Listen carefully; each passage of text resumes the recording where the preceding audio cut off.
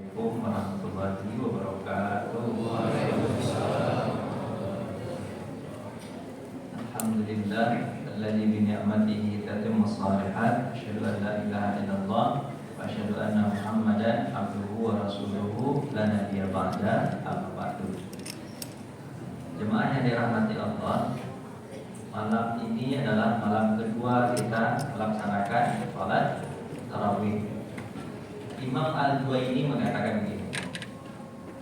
Wa qala Imam Al-Juwaini. Imam Al-Juwaini berkata, kata beliau, kenapa kita malas untuk ibadah? Kenapa kita malas untuk melaksanakan ibadah? Maka kalau kalian sanggup, istata'a alaikum bil ibadah, maka wajiblah kalian melaksanakan ibadah. Kenapa? Wa ala ni'matillah, karena Allah telah memberikan kalian nikmat.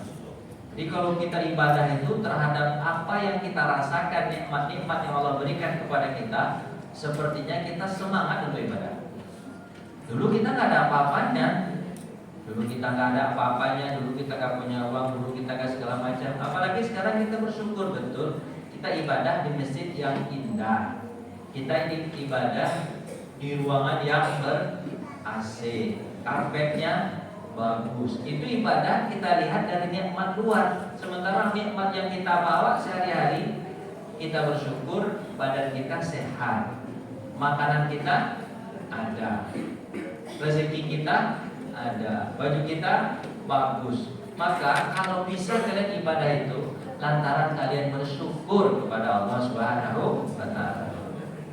Kalau kalian nggak sanggup, katanya, kalau kalian nggak sanggup untuk ibadah karena syukur kepada Allah, maka beribadahlah kepada Allah li'anna al-haya, karena kalian malu kepada Allah. Kenapa kita nggak malu? Allah sudah memberikan kita banyak hal, kemudian kita nggak ibadah kepada Allah, malu kalau kita tidak ibadah. Apalagi di bulan Ramadan ini. Ramadan ini Pak, ibadah luar biasa. Ibadah sunat Allah lipat gandakan menjadi wajib. Ibadah wajib Allah lipat gandakan menjadi kelipatan yang tak terhingga. Makanya nanti kata Nabi SAW, Inna hadza syahrun qad hadar lakum. Bulan ini sudah datang kepada kalian. Fihi lailatun khairun min alfi syahrin. Dalam bulan ini ada bulan yang lebih baik daripada 1000 malam, 1000 bulan, 1000 bulan selama 83 tahun. Ulama mengatakan kenapa kok sampai 83 tahun? Rata-rata usia orang memang 83. Jadi kalau dia dapat saja malam Lailatul Qadar sekali, sudah selamat hidup dia. Bapak ada berapa kali dapat malam Lailatul Qadar? Nabi Muhammad itu Allah berikan kesempatan hanya 9 kali puasa. Berapa kali Pak? 9 kali. Kita bersyukur kepada Allah, ada yang 30 kali puasa. Kan lebih bersyukur kepada Allah Pak. Nabi Muhammad hanya diberikan kesempatan 9 kali dan Nabi Muhammad memaksimalkan untuk ibadah. Harusnya kita kalau 30 Pak lebih semangat lagi daripada Nabi. Tentu Pak ya. Itu yang kedua. Kenapa kita ibadah Pak? Karena kita malu kepada Allah Subhanahu wa taala. Fa'ilam tastati', kalau kalian tak sanggup juga merasa malu ibadah kepada Allah, maka berharaplah agar kalian masuk ke dalam surga. Itu ibadah. Ar-raja yadkhulunaka ilal jannah. Berharaplah kepada Allah, kalian nanti akan dimasukkan ke dalam surga. Dengan ibadah yang banyak kita lakukan lipat ganda ini. Nanti kan Bapak, kalau Bapak dapat malam Lailatul Qadar itu 10 kali ya. Dari 30 kali Ramadan yang Bapak dapatkan, berarti sudah usia berapa? Berarti kelipatan ibadah Bapak ada berapa itu? 830 tahun. 830 tahun usia orang juga 830 tahun, tapi tidak dinilai semua ibadah orang-orang dulu. Ya kan? Tapi kalau Bapak dapat 10 kali aja, Masya Allah, Bapak dulu nanti akan bermisi kepada orang-orang yang dahulu. Misi Pak ya, saya dulu surga ya. Maaf ya Pak. Padahal orang-orang itu usianya panjang. Kan Lailatul Qadar itu sejarahnya kenapa kok Allah berikan kepada siapa? Kepada Nabi Muhammad SAW. Antara ada orang yang beribadah kepada Allah selama berapa? 1000 1000 tahun. Bukan 1000 tahun.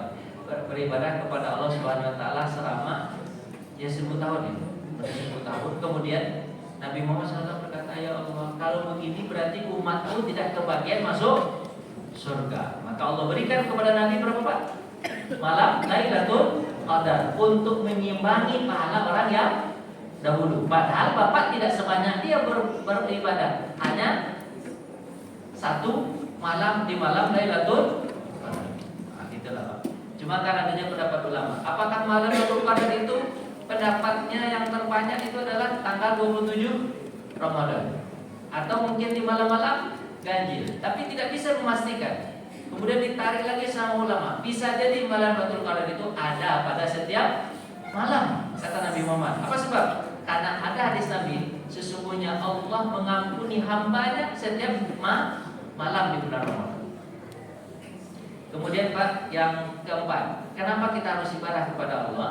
Karena rasa kita takut nanti kita disiksa oleh Allah. Khauf, al-iqab minallah. Takut kalau disiksa oleh Allah. Jadi berusahalah kalian untuk ibadah kepada Allah lantaran 4 ini. Yang pertama, karena nikmat yang Allah berikan. Yang kedua, karena malu kepada Allah. Yang ketiga, karena harap datang surga. Yang keempat, karena takut disiksa dan tidak ada yang kelimanya, kata Imam Al-Juwaini. Jadi Pak, kenapa sih Pak ya? Kalau kita ini ya, kalau orang-orang dulu salafus saleh atau orang-orang dulu, sahabat-sahabat dulu, tabi'in dulu, mereka kalau datang Ramadan itu mereka rindukan, malahan mereka semangat untuk ibadah. Padahal fasilitas di antara mereka dengan di kita itu jauh sangat beda. Tapi kenapa mereka semangat? Itu lantaran ini Pak ya, karena sebenarnya bawaan hati. Bawaan apa? Bawaan hati. Tadi siang tuh saya dengar tuh, siapa tuh Ustaz Anan Lataki itu pernah ada pengalaman, kata beliau. Beliau, Bapak dengar nggak bedanya Pak? Nggak dengar. Apa kata beliau? Dia diajak oleh guru syekhnya, guru ngajinya untuk sholat di Mesir. Rasa di Mesir ternyata berapa rakaat Pak? Berapa juz semalam? 15 juz. Berarti semalam 30 malam itu mereka bisa menamatkan apa? Menghatamkan Al-Quran 15 kali. Karena setiap 2 malam khatam. Setiap 2 malam khatam. Ternyata itu adalah masjid penghafal Quran. Di sampingnya ada bapak tua kan? Ada bapak tua, dia bilang apa? Pak, Bapak sudah berapa tahun di sini? Saya sudah 15 tahun di sini. Saya baru sekali Pak, karena dibawa oleh saya nggak tahu ternyata 15 juz. Akhirnya dia bertanya, bapak itu mengatakan gini, kenapa kok Bapak sanggup berdiri dari salat tarawih dari isya sampai subuh, hampir subuh, sampai sahur aja berhentinya? Kenapa Bapak sanggup? Apa jawaban Bapak itu? Karena engkau berdiri dengan kekuatanmu, sementara saya berdiri dengan iman saya. Itu yang membedakan. Kalau dengan iman Pak, rasanya gimana Pak? Enteng aja. Tapi kalau tidak dengan iman, dengan fisik, ya bawanya malas Pak. Bawanya malas. Makanya sebenarnya Pak, kenapa kok kita merasa terbebani dengan puasa dan ibadah-ibadah ini Pak? Itu lantaran apa Pak? Iman kita kurang bagus, ibadah hati kita kurang bagus. Tapi kalau bagus hati kita Pak, semuanya jadi enak, ringan aja. Bapak nonton bola berdiri, misalnya nonton bola rame-rame itu Pak, berdiri, tidak merasa capek kan? Serius? Capek juga? Iya kan? Tapi coba kalau seandainya sholat sebentar, itu rasanya benar-benar gak capek Pak ya? Karena iman kita bagus. Ya kan? Kita kan alhamdulillah nih Pak, Bapak datang 7:30, nanti selesai, nanti tiba di rumah paling-palingnya berapa Pak? Jam 9, 1 jam setengah Bapak di sini. Mudah-mudahan itu iman, karena panggilan iman atau panggilan Allah Subhanahu wa taala. Makanya kalau saya ini agak bagus Pak, seperti orang sakit. Orang kalau sakit gimana Pak? Semua makanan jadi gak enak aja. Padahal sebenarnya apakah makanan itu gak enak? Enggak, hatinya lagi sakit, gak bagus. Makanya Pak, kalau kita cerita panjang-panjang nih Pak, ibadah Ramadan ini adalah ada 20 keutamaan Ramadan. Itu enggak Pak?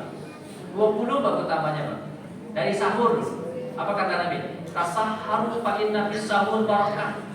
Bersahurlah kalian karena dalam sahur itu berkah. makan sedikit tapi terasa kenyang. Itu sahur tuh Pak, berkah Pak sahur itu Pak. Sahur lah.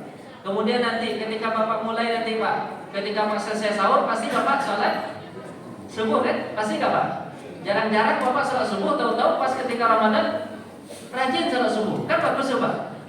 Jadi apa jadinya?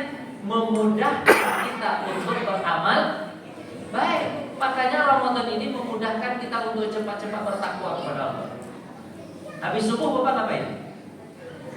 Baca Quran, tidur lagi. Baca Quran pasti, ya kan?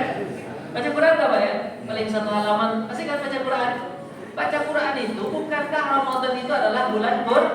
Dapat pahala lagi Bapak. Setiap hurufnya Bapak dapat berapa? 10.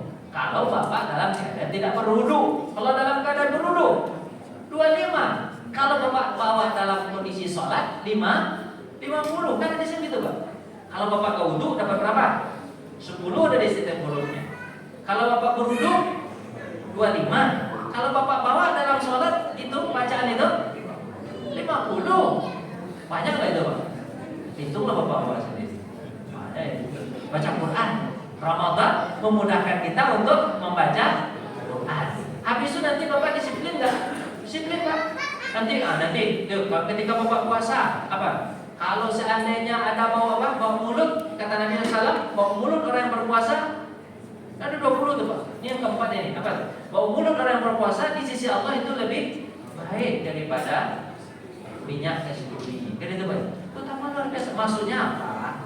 Nanti Bapak puasa itu Bapak gini-gini kan orang dia akan minyak kasturi. Ini orang puasa ini.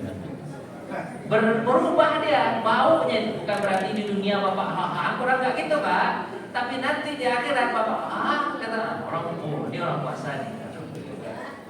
Yang kelima, Bapak dalam kondisi puasa, doa Bapak dikabulkan. Benar kan? Selama Bapak puasa, doa Bapak dikabulkan. Dari mana Pak? Kemudian yang keenam, selagi puasa, Bapak jadi disiplin. Disiplin Pak. Kenapa Pak? Terutama disiplin ketika nunggu Bapak nunggu berbuka. Selama ini Bapak gak pernah nunggu azan maghrib. Tapi pas ketika puasa, itu yang Bapak paling tunggu azan maghrib. Rindu kan dengan azan maghrib. Disiplin, gak mau Bapak minum walaupun hanya sedetik sebelum azan. Terus apalagi? Ketika Bapak puasa itu biasanya apa tuh? Syahwat kita akan terkontrol. Asyamu junnah. Puasa itu Pak mengontrol apa? Emosi. Kalau ada orang yang ngajak Bapak berkelahi, apa jawaban Bapak? Ini shaim, saya sedang puasa. Biasanya orang gitu Pak. Dengan puasa, nantilah setelah buka nanti kita main. Itu Pak. Nah, terus selagi Bapak puasa itu Bapak ngapain? Selagi Bapak puasa itu Pak, misalnya orang yang puasa itu apa lagi? Ketika berbuka doa nanti juga dikabulkan oleh Allah Subhanahu wa taala. Ketika berbuka maka diperintahkan oleh kita untuk apa? Untuk berbuka secepatnya. Dengan apa? Dengan tamar atau dengan air. Kalau Bapak berbuka dengan tamar atau dengan air, datang lagi keberkahan. Atau yang kesembilan, Bapak apa tuh? Bapak membukakan orang lain. Walaupun dengan apa? Seteguk air, maka Bapak dapat apa? Pahala orang yang puasa tersebut. Dan ketika Pak puasa apa doa Bapak ketika berbuka itu doa Bapak dikabulkan. Habis itu pasti Bapak sholat maghrib. Habis sholat maghrib nanti sholat isya. Habis itu sholat tarawih. Sholat tarawih pahalanya apa pahalanya Pak? Banyak sekali itu. Kalau kata Nabi SAW kalau hadis tadi man shoma ramadhana imanan wa ihtisaban ghufira lahu ma taqaddama min dzambi. Puasanya dapat keampunan. Qiyamnya man qama ramadhana imanan wa ihtisaban ghufira lahu ma taqaddama min dzambi. Siapa yang qiyam salat tarawih di malam hari, maka pahalanya apa tuh dosanya juga diampuni oleh Allah Subhanahu wa taala. Terus apa lagi, Pak?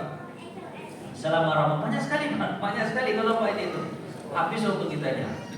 Apa lagi itu, Pak? Banyak sekali. Sedekah gampang mudah bersedekah sosial kita bayar di Ramadan. Habis itu Bapak dibukanya pintu surga, ditutupnya pintu neraka. dibelenggunya setan. Nabi berkata kepada ini lagi. Kemudian surga itu dikatakan oleh Nabi SAW 5 hal, kata Nabi Muhammad SAW, diberikan kepadaku di bulan Ramadan, tidak diberikan kepada nabi-nabi sebelumku. Apa yang pertama? Di awal Ramadan, Allah, hadis Baihaqi ini, di awal Ramadan Allah akan melihat orang yang berpuasa. Maka siapa yang dilihat Allah, Allah tidak akan mengazabnya. Tuh. Yang kedua, di siang harinya ketika dia mengeluarkan bau apa? Bau mulut, maka bau mulutnya lebih baik insyaallah ketimbang bau minyak kasturi. Gitu kan? Nanti yang kelimanya itu saya lupa. Yang kelimanya itu Pak, kan yang kemudian Allah berkata yang keempat. Surga diperintahkan Allah, ya hai, ya betul. Ya jannah, wahai surga, tazayyanu, berhiaslah. Kenapa? Karena kalian nanti akan dimasuki oleh orang yang berpuasa. Kemudian Allah khususkan, yang keempat Allah khususkan untuk orang yang berpuasa itu sebuah pintu nanti di surga, namanya pintu Rayyan. Gitu kan? Kemudian yang kelima terakhir, dan nanti di akhir Ramadan Allah janjikan pula keampunan kepada orang-orang yang berpuasa. Keampunan banyak sekali itu, keampunan ketika puasa, keampunan ketika qiyam, keampunan ketika Ramadan. Sahabat bertanya, Rasulullah, maksudmu, maksud engkau adalah di malam Lailatul Qadar? Apa kata Nabi? Apakah pendapat kalian jika seorang bekerja, dia bekerja, kemudian selesai dia bekerja, apakah dia tidak diberikan upahnya? Apa kata Rasulullah? Ya, dia bekerja diberikan upahnya. Maka kata Nabi SAW, itu adalah bagi seluruh orang yang berpuasa, walaupun dia tidak mendapatkan apa? Malam Lailatul Qadar. Itu kata Nabi. Dia di situ Pak, hadis riwayat Baihaqi. Jadi kalau Bapak ingin cari Lailatul Qadar itu lebih indah. Tapi kalaupun tidak dapat Bapak oleh malam Lailatul Qadar, paling kurang dari awal Ramadan sampai selesai Ramadan, Bapak sudah dijanjikan Allah Subhanahu wa taala keampunan di sisi Allah Subhanahu wa taala. Jadi banyak sekali Pak. Jadi Bapak akan bertanya, Ustaz, itu banyak sekali keampunan Ustaz. Ini. Kenapa Pak? Karena kita banyak dosanya. Jadi keampunannya itu Pak harus banyak juga. Makanya kata Imam Al-Ghazali, yang paling indah dalam doa kita itu adalah doa minta ampun kepada Allah. Kalau sudah diampuni Pak, gampang kita beribadah kepada Allah Subhanahu wa taala. Makanya keampunan Allah itu di Ramadan ini berlipat-lipat. Agar apa? Benar-benar kita bersih. Kata Imam Ghazali juga mengatakan, kalau kita memang sudah bersih, kalau kita sudah bersih, kemudian Allah masih menurunkan kepada kita keampunan itu dia akan berupa semangat untuk ibadah. Jadi gitu Pak. Jadi keampunan yang berlipat itu Pak, kalau sudah habis dosa Bapak ini, apa lagi yang akan timbul Bapak dapat keampunan? Apa tadi? Semangat, kemudahan untuk melakukan ibadah. Mudah-mudahan Pak, Bapak melaksanakan ibadah Ramadan ini harusnya lebih baik daripada ibadah yang lain. Terakhir saya mengatakan, siapa yang mengharamkan dirinya berbuat baik di Ramadan, maka Allah akan mengharamkan dia untuk berbuat baik di malam-malam yang lain. Jadi Bapak punya konsep lah di Ramadan ini. Kira-kira Bapak harus baik apa nih sekarang? Harus baik apa? Baik baca Qur'annya, baik menghafal Qur'annya, baik sosialnya, baik apa segala macam. Harus dibiasakan itu. Kalau Bapak membiasakan, insya Allah nanti Bapak akan terbiasa setelah selesai bulan Ramadan. Amin ya rabbal alamin. Maaf. Assalamualaikum warahmatullahi wabarakatuh.